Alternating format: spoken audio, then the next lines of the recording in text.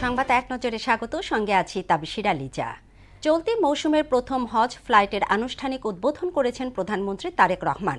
শুক্রবার রাতে হজরত শাহজালাল আন্তর্জাতিক বিমানবন্দরে হজ ফ্লাইটের উদ্বোধন করেন তিনি। হজ যাত্রীদের সঙ্গে দেখা ও কুশল বিনিময় করেন প্রধানমন্ত্রী।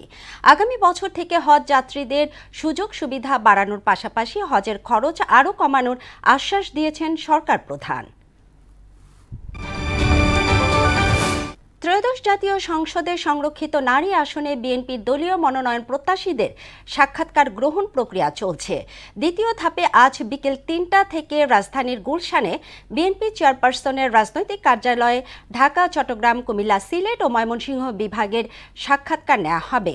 প্রথম দিন 5টি বিভাগের প্রায় 400 জন প্রার্থী সাক্ষাৎকার নিয়েছে দলের পার্লামেন্টারিয়ান বোর্ড।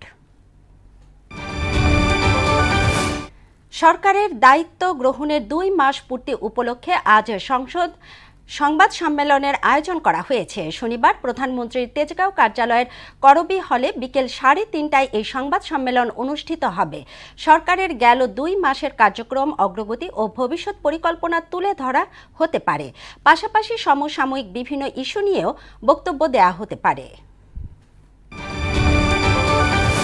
রাজধানীর তেজগাঁও বিভাগে গেল 24 ঘণ্টায় পরিচালিত বিশেষ অভিযানে বিভিন্ন অপরাধে জড়িত মোট 69 জনকে গ্রেপ্তার করেছে Dhaka metropolitan police DMP.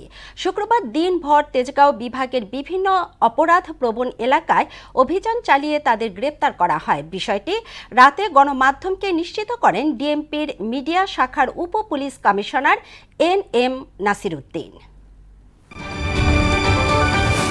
Mymensingh medical college হাসপাতালে গেল 24 ঘণ্টায় হামে আক্রান্ত হয়ে নতুন ভর্তি হয়েছে 36 জন। 17 মার্চ থেকে আজ সকাল পর্যন্ত হামে আক্রান্ত হয়ে হাসপাতালে ভর্তি হয়েছে 577 জন। ময়মনসিংহ মেডিকেল কলেজ হাসপাতালে হাম ও হামের উপসর্গ নিয়ে মৃত্যু হয়েছে 13 শিশুর। বিষয়টি নিশ্চিত করেছেন হাসপাতালের সহকারী পরিচালক ডাক্তার মাইনুদ্দিন খান।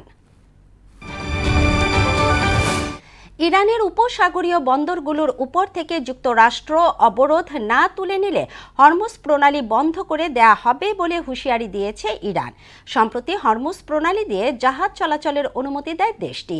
অন্যদিকে ট্রাম্প স্পষ্ট জানান, ইরানের বন্দরগুলোকে ঘিরে মার্কিন অবরোধ এখনই প্রত্যাহার করা হবে না। এর প্রেক্ষিতেই ইরান বলছে, যুক্তরাষ্ট্র যদি অবরোধ বজায় রাখে তবে তেহরানও পাল্টা ব্যবস্থা নেবে। এই ছিল সংবাদ এক নজরে। সবশেষ খবর সবার আগে জানতে মোহনার সাথেই থাকুন। এতক্ষণ সঙ্গে থাকার জন্য ধন্যবাদ সবাইকে।